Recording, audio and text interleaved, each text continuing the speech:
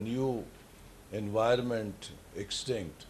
So at one time we saw there were huge dinosaurs on this planet Earth, and then after the state of punctuated equilibrium that took place, they became part of history, and mammals, a new species, took their place.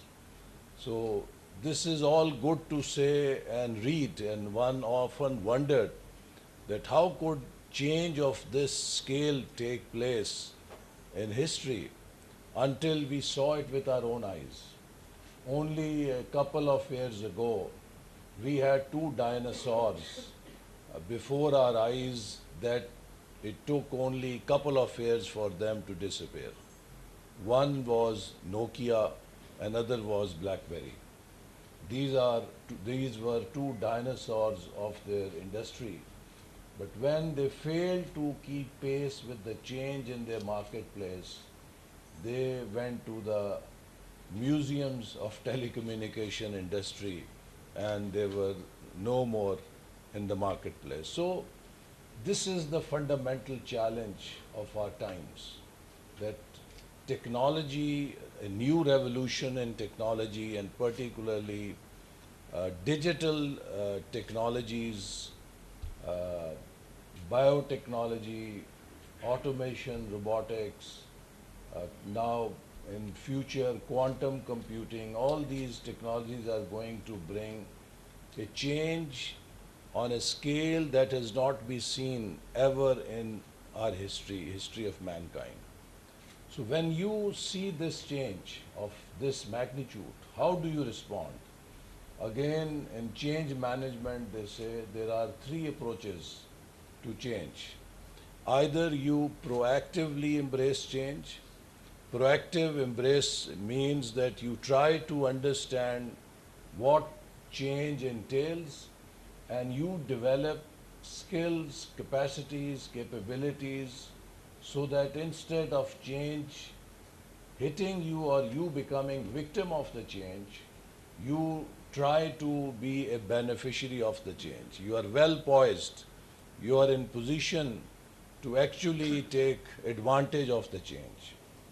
The second response is reactive change, that you wait for the change to hit you, and then you wake up and then try to grapple with the change, and that is called damage control change. You just do mukmuka with the change. How can you survive with the change?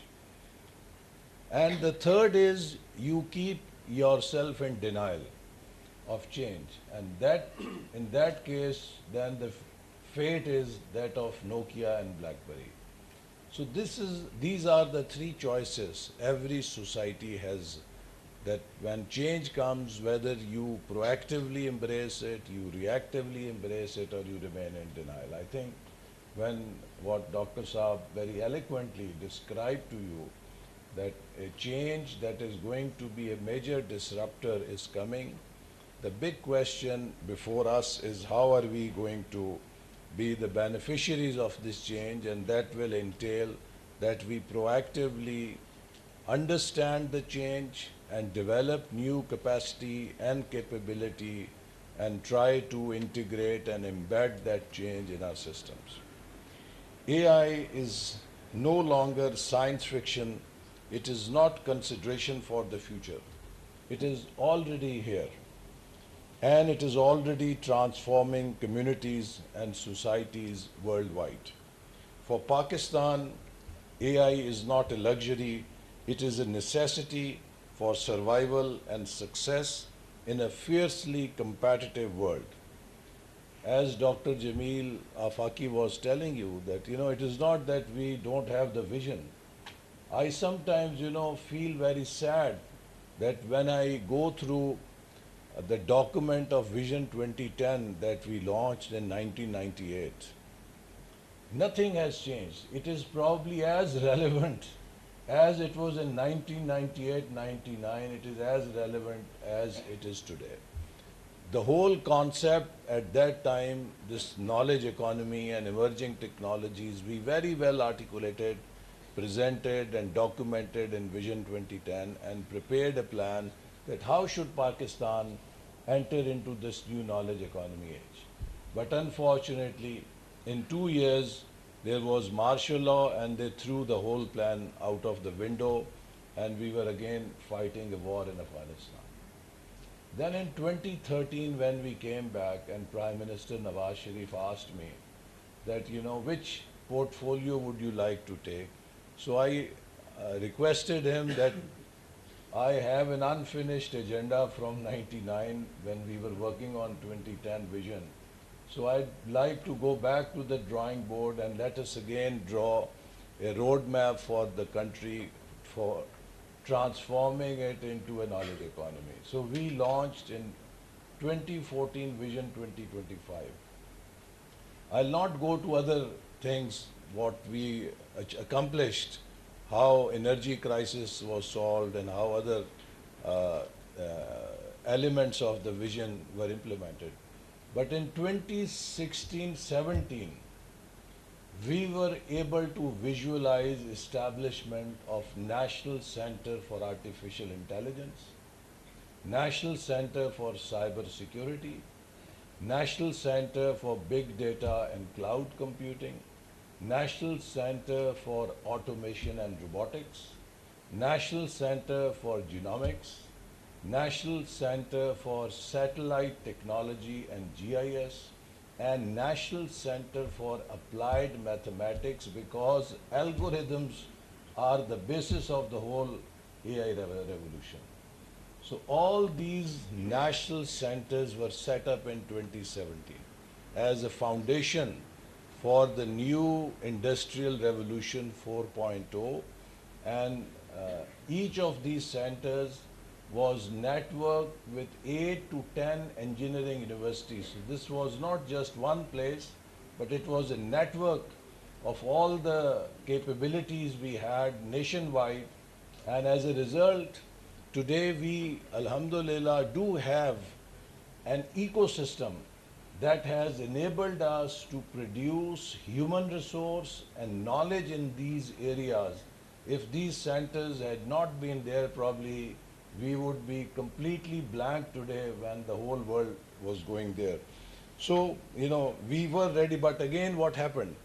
In 2018, a change was again thrust on us. And that engineered change again threw everything outside the window and the whole journey got disrupted. So, there is a bigger issue than just, looking at AI and development. That is, why is it that we have not been able to accomplish our plans? I read many scholars and experts giving explanation, but I very seldom come across a simple political economy explanation. If you look at any successful country, just as it is very, very, very critical and important to have a very productive seed. You should have the best possible variety of the seed to get good harvest, but that seed alone is no guarantee of the harvest. Unless that seed also has an enabling environment, it also has an ecosystem that will support germination and development of that seed into a healthy plant and be able to give good harvest. And if that ecosystem is missing, that seed cannot do anything. So policies and plans, whether Vision 2010 or Vision 2025 or even Udan Pakistan today, you may have best of the best policies, but if we fail to develop the ecosystem, nothing will happen. You study from Japan to Korea to Malaysia to Singapore to Vietnam to Bangladesh to India to China to Turkey to Gulf, all these success stories of last 40 years have an ecosystem based on 4 pillars, which are critical in their success. And what are those 4 pillars they constructed? First, no country ever in history has developed without peace. If we want to play with conflicts, then forget development. Either you can fight wars or you can develop. So look at China, how wisely they are making sure that their peace is not compromised under any circumstances, despite the stability. No country in history you can find that has developed without producing political stability. Political uncertainty, political instability, that does not give development. It cannot have investments. Three, each of these countries, one by one I can give you example, through that stability they produced tenures of 10 years for policies to deliver results. Because policy does not deliver before 8 to 10 years. You can have a project done in a couple of years. You can have a program accomplished in 4 or 5 years.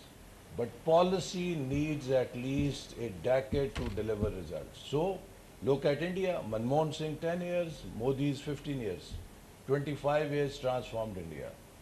Bangladesh, Hasina Wajid, 15 years, continuity allowed them to become an export-led economy. Look at Vietnam, look at Malaysia, look at Singapore, look at 10 years of President Park in Korea, look at Japan. Except for 3-4 years since World War II, only one party has ruled. Look at China, 10 years for every president and one party since 49. Look at Turkey, 22 years of Tayyip Erdogan. I'm not saying that, we should have these tenures for any kind of government, but if government is working right, it must have at least 2 tenures to be able to make an impact. Like in states, every successful president has 2 terms. So in Pakistan, these disruptions of tenures not only disrupted political continuity but also brought policy shocks. After 2018, there was complete reversal of what was happening. So, you cannot have transformation if you do not have an ecosystem that supports transformation. And the 4th pillar is commitment to reform and modernization. Otherwise, peace and continuity can actually become counterproductive, and it can actually consolidate the status quo like it did in Egypt, Anwarul Sadat or Hosni Mubarak, 3 decades, but nothing got done because there was no reform modernization agenda. So these are the challenges that we face today, that where we are after 78 years, despite having best of the best talent, despite having best of the best resources, despite having best of the best policies, why have we lagged behind? In 1990, Pakistan's exports $7 billion, Vietnam $5 billion, Bangladesh $2 billion.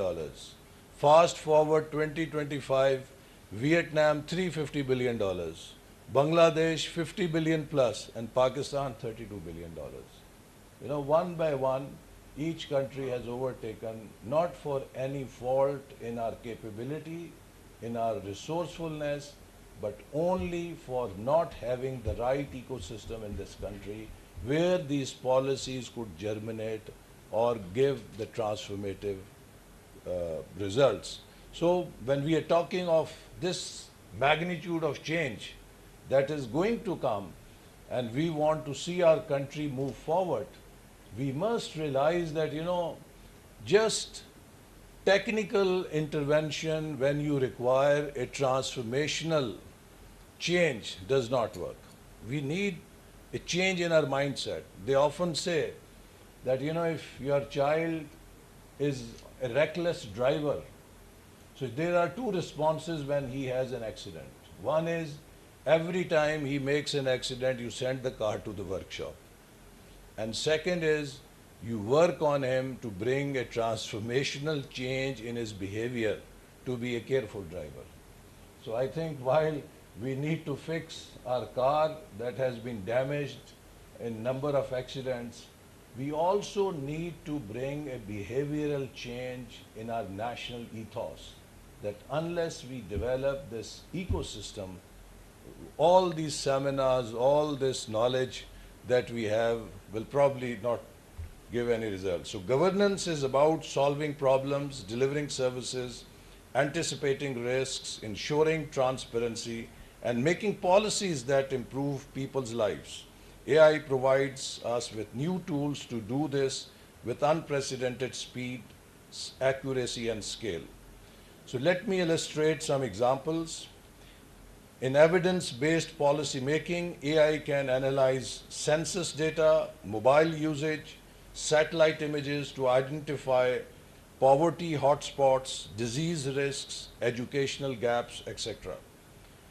Through smarter public services, AI chatbots can allow a villager in Narowal or Thar or Badin or Gavadar or Gilgit to get information about land records, Nadra or health service instantly.